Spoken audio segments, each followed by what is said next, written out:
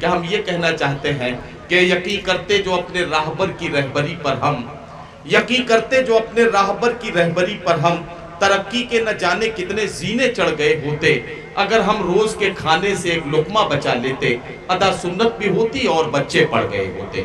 حضرات گرامی، یہ ہماری ذمہ داری ہے کہ ہم نئی نسلوں تک ان پیغامات کو پہنچائیں، ان باتوں کو پہنچائیں، اور یہی ہماری نئی نسلوں کی تربیت کی دلیل اور ثبوت ہوں گے۔ میں انہی کوششوں کو کرتے ہوئے آگے بڑھتا ہوں اور چاہتا یہ ہوں کہ ایک مترنم شاعر سے آپ کے بیچ یہاں مائک پر آ کر اپنا کلام پیش کرنے کی گزارش کروں۔ میں 4 مصرے افتخار عارف کے پڑھوں کہ خواب کی طرح بکھر جانے کو جی چاہتا ہے، ایسی تنہائی کے مر جانے کو جی چاہتا ہے، گھر کی وحشت سے نہ رستا ہوں مگر جانے کیوں، شام ہوتی ہے تو گھر جانے کو جی چاہتا ہے۔ آپ کے گھر آنگن کے شاعر، آپ کے علاقے، آپ کے ضلع کی نمائندگی اردو دنیا میں کرنے والے شاعر، آپ کے ضلع کی نمائندگی ہندوستان بھر کے مشاعروں میں پوری ذمہ داری کے ساتھ کرنے والے شاعر جناب مسرور الوی سے میں ملتمس ہوں کہ وہ تشریف لائیں اور اپنے کلام سے ہمارے مشاعرے کے سفر کو آگے بڑھائیں۔ جناب مسرور الوی۔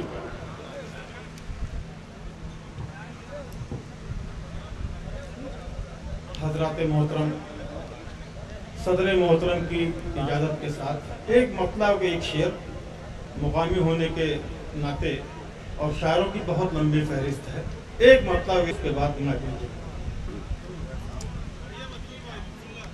کون بھائی؟ رب نے جو نازل کیا تھا وہ حقیقت مر گئی۔ کیا کہنا؟ رب نے جو نازل کیا تھا وہ حقیقت مر گئی۔ جو نازل کیا تھا وہ حقیقت مر گئی۔ رب نے جو نازل کیا تھا وہ حقیقت مر گئی۔ رب نے جو نازل کیا تھا وہ حقیقت مر گئی۔ مسلکوں کی جنگ میں اصل شریعت مر گئی۔ کیا کہنا مسعود بھائی؟ واہ واہ واہ۔ نازل کیا تھا وہ حقیقت مر گئی۔ اور یہ بھی شعر حضرات دیکھ لیجیے گا۔ ارشاد۔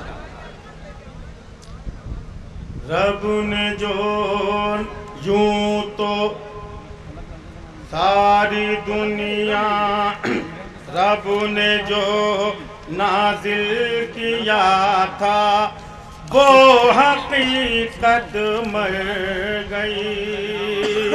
اور یوں تو کہنے کو بھرا پورا ہے یہ سارا جہاں۔ کیا کہنا؟ کیا کہنا؟ واہ واہ واہ۔ یوں تو کہنے کو بھرا پورا ہے یہ سارا جہاں۔